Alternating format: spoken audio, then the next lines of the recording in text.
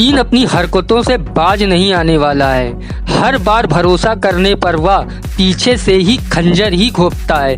लद्दाख की गलवान वैली में चीन और भारतीय सैनिकों के बीच हिंसक झड़प हुई है। चीन ने केवल यही नहीं किया, उसने भारत को डराने के लिए बहुत अफवाह भी उड़ाना जारी कर दिया है।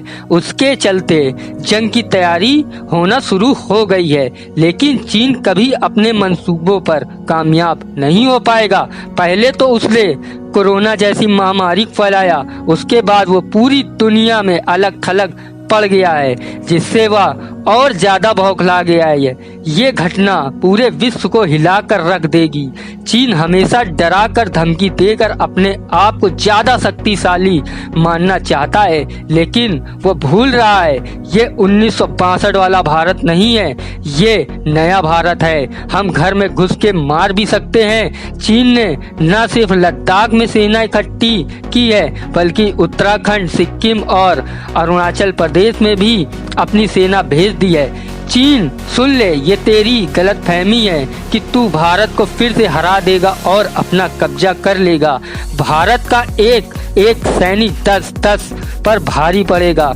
हम भी ईद का जवाब पत्थर से देना जानते हैं, लेकिन जितनी बात शांति से निपट जाए उतना ही अच्छा है। चीन ने पूरी दुनिया से दुश्मनी ले रखी है, इसी के चलते वो लद्दाख को भी, भारत को भी डराना चाहता है। वो ये नहीं जानता सीमा में जो शेर बैठा है वो खून का एक एक कतरा बहा देगा और चीर फाड़ कर देगा। लद्दाख की गलवान वैली में भारतीय सैनिकों और चीनी सैनिकों के बीच हिंसक झड़प हुई। भारतीय सेना के आधिकारिक बयान के मुताबिक गलवान वैली सीमा पर सैनिकों के पीछे हटने के दौरान ये झड़प हुई। भारतीय सेना का कहना है कि भारत चीन सीमा पर गलवान घाटी में सोमवार रात को दोनों देशों की सेनाओं में जोरदार संघर्ष हुआ, जिसके सेना के एक अधिकारी और करीब 20 सैनिक की मृत्यु हो गई है। भारतीय सेना के मुताबिक इस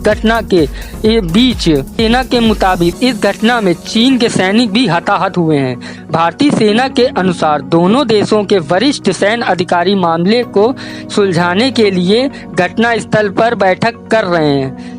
गलवान वैली भारत चीन लद्दाख सीमा रेखा का इलाका है। पिछले दिनों इस इलाके में चीनी सैनिकों ने भारतीय सीमा पर प्रवेश करने की वजह से दोनों देशों में तनातनी देखने को मिल रही थी। भारत और चीन की सीमा को वास्तविक नियंत्रण रेखा या LAC कहा जाता है, यानी 1962 की लड़ाई की स्थिति। रक्षा मंत्री के सूत्र बताते हैं कि शुरुआत अप्रैल के तीसरे हफ्ते में हुई थी, जब Ladakh border line of actual control पर चीन की तरफ से सैनिक टुकड़ियों और भारी ट्रकों की संख्या में इजाफा दिखा। इसके बाद से मई महीने में सीमा पर चीनी सैनिकों की गतिविधियां रिपोर्ट की गई। चीनी सैनिकों को लद्दाख में सीमा का नियंत्रण करने वाली गश्त करते देखे जाने के बाद सामने आई मामले की गंभीरता का अंदाजा इस बात से भी लगाया जा सकता है कि कुछ दिनों पहले भारतीय सेना के अध्यक्ष जनरल रावत ने सीमा का दौरा किया था। भारतीय सेना ने